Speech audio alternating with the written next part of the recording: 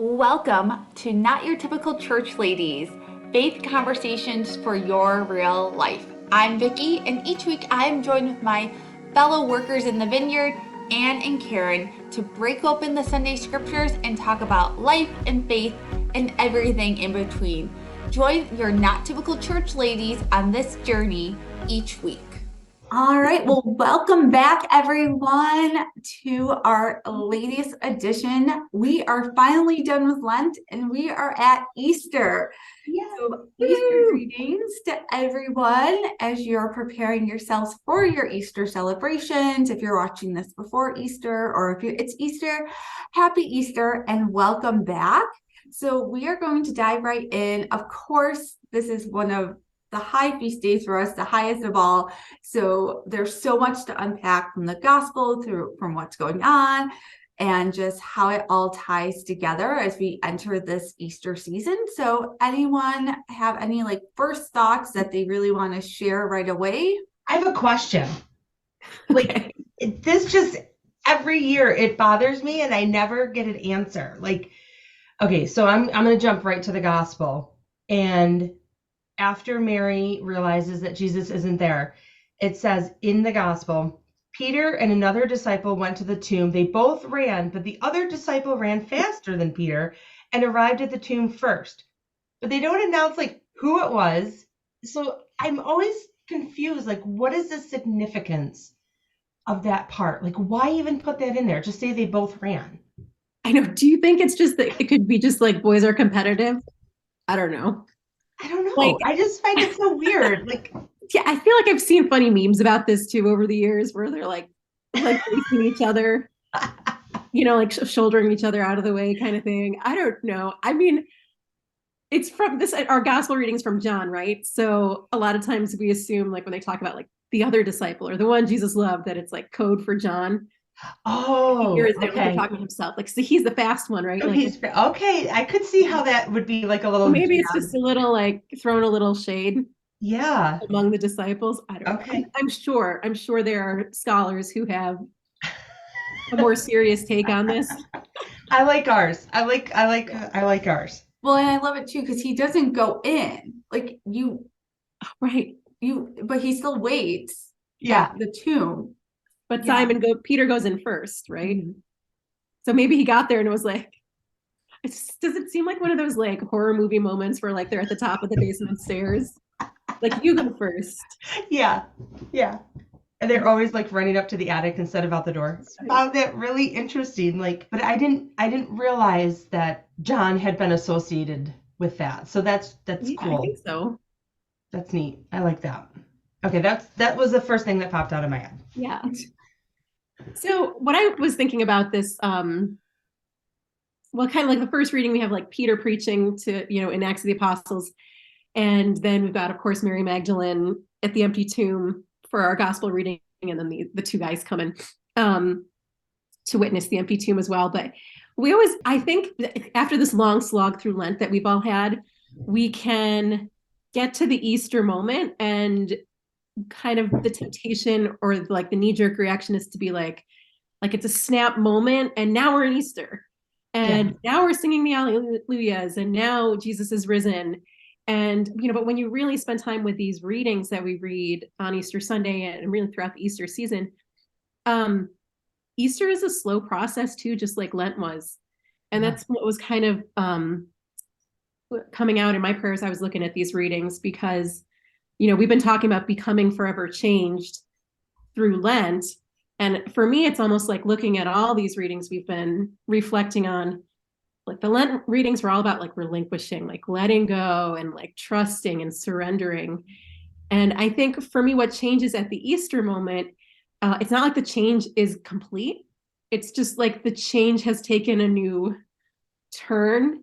And now hopefully we've let go what we needed to let go of.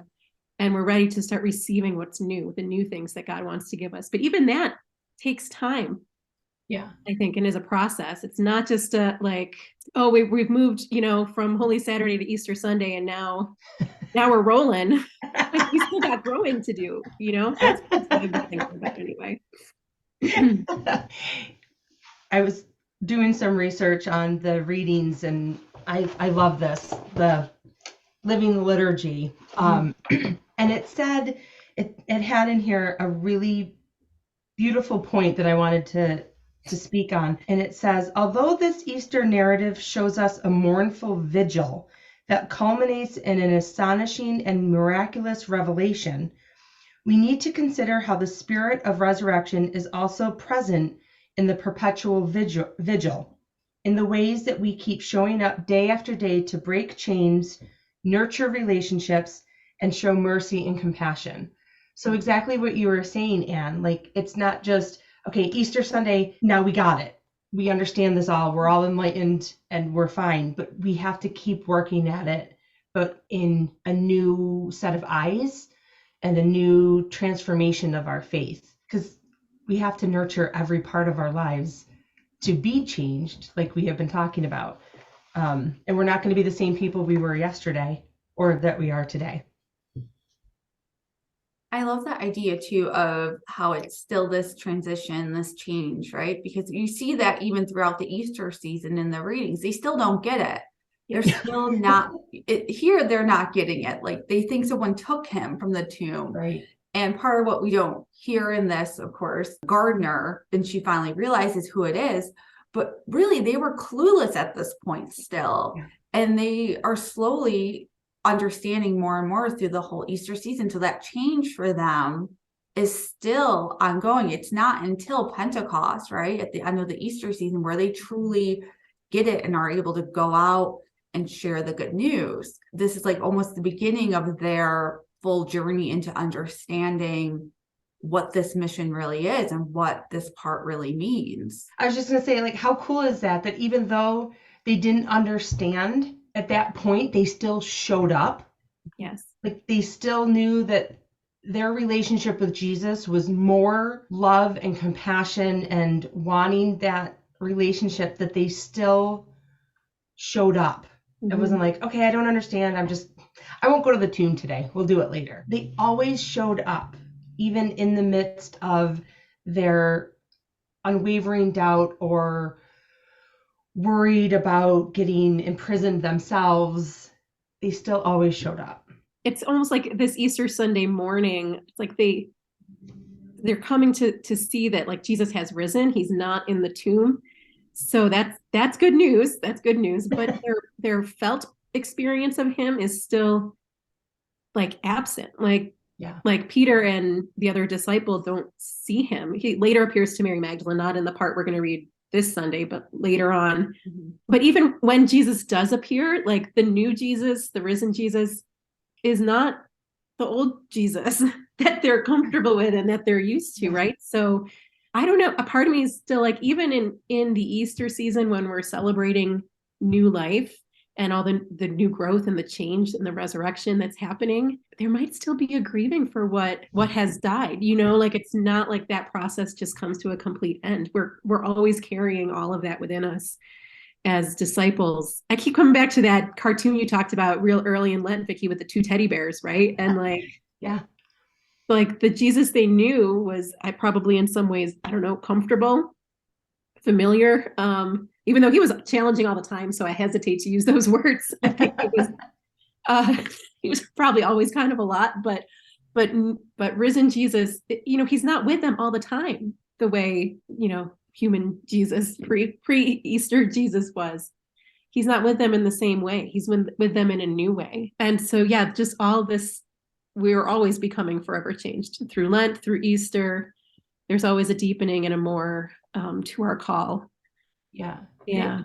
It shows the humanity and divinity, the continuation of showing those two parts of Jesus, and that Jesus was changed, forever changed as well. Like he won't be the pre-Easter Jesus to the disciples or to us again because of the resurrection. And so we have this movement from humanity to divinity, and that's all we look for too, right? Is the end with God and Jesus and that everlasting life, and having that, we say that we're joyous people. Mhm. And having that continuous joy even in the midst of chaos and sorrow. Yeah. So what does it mean to be a resurrection people? Clearly, like you said before, like not having all the answers yet, but still believing, Right.